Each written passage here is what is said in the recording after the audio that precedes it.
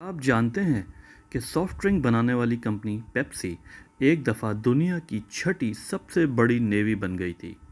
اگر نہیں تو یہ ویڈیو آخر تک دیکھیے اور تاریخ کے اس عجیب غریب راز سے پردہ اٹھائیے۔ انفارمیشن خزانہ میں خوش آمدید۔ اس کہانی کی ابتدا 1959 میں ہوتی ہے، جب یو ایس اے اور اس وقت کے یو ایس ایس آر، جس کو سوویت یونین کہا جاتا تھا، آپس میں ایک کلچرل ایکسچینج پروگرام کو ترتیب دیا۔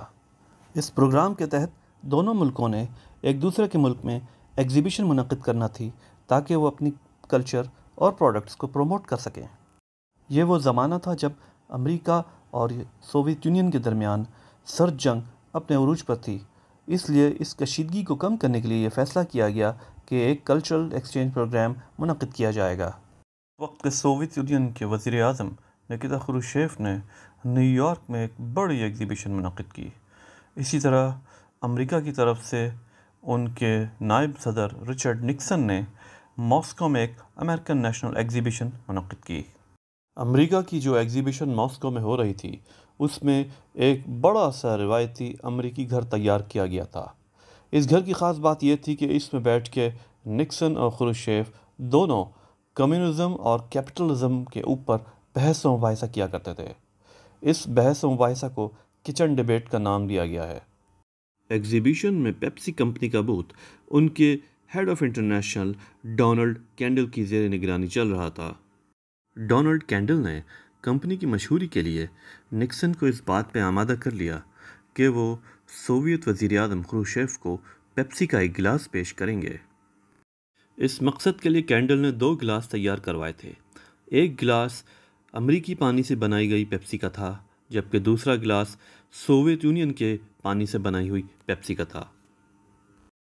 خروشچیف کو سوویت پانی سے بنائی گئی پیپسی بہت پسند آئی اور اس بات کا فیصلہ ہوا کہ پیپسی کولا سوویت یونین کے اندر 20 بوٹلنگ پلانٹ لگائے گا۔ لیکن اس میں ایک چھوٹا سا مسئلہ تھا، اور وہ مسئلہ یہ تھا کہ اس پلانٹ کی پیمنٹ کیسے ہوگی۔ دوستو، اس زمانے میں رشین روبل کا یو ایس ڈالر میں اتنے بڑے پیمانے پر ایکسچینج پاسبل نہ تھا، نہ تو سوویت یونین کے پاس اتنی بڑی تعداد میں یو ایس ڈالر تھا جس کو وہ امریکہ کو دے کر وہ بوٹلنگ پلانٹ لگوا لیتے، اور نہ امریکہ رشین روبل کو ایکسیپٹ کرتا تھا۔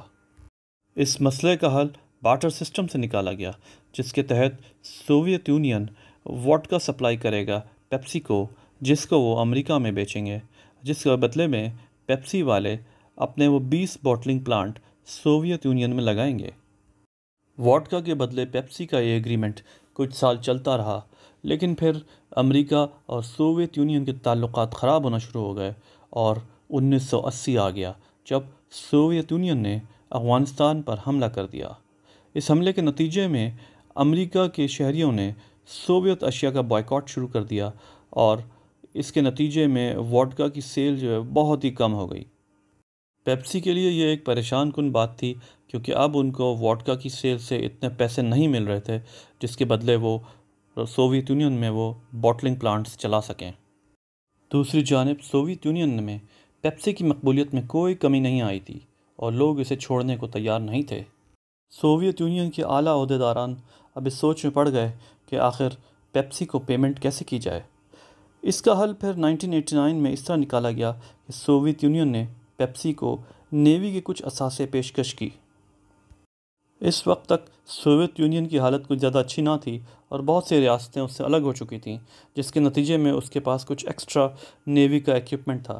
تو پھر 1989 میں سوویت یونین نے پیپسی کو ایک فریگیٹ، ایک ڈسٹرائر، 17 سب میرین اور ساتھ ہی کچھ شپ آئل ٹینکرز فراہم کیے تاکہ پیپسی کے وہ کارخانے سوویت یونین میں چلتے رہیں۔